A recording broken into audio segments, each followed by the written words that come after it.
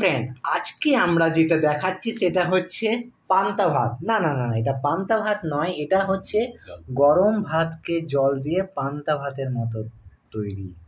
তো এখানে আছে কাঁচা লঙ্কা আছে, পেঁয়াজ আছে, মাছ আছে, চিকেন আছে এটা, আর এটা হচ্ছে ডালমুগ। এখানেও একই আছে চিকেন, আর এটা লবণটা তো দরকার। তো এটা হচ্ছে পেঁয়াজ, কাঁচা লঙ্কা, আর হচ্ছে লবণ।